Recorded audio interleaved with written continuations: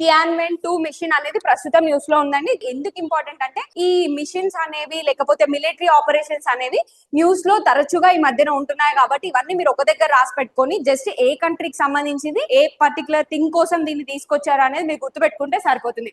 టియాన్మెన్-2 machine అనేది చైనాకి సంబంధించిన ఒక మిషన్ అండి. ఈ set to launch its Tianwen two mission which aims to survey and sample near earth asteroids Kamooalewa అనే ఒక ఆస్ట్రాయిడ్ ని నియర్ ఎర్త్ కి చాలా దగ్గరలో ఉన్న ఆస్ట్రాయిడ్స్ ని పరిశీలించడానికి చైనా పంపిస్తున్న ఒక మిషన్ టియాన్మెన్-2 అనే మిషన్ పంపిస్తున్నారు.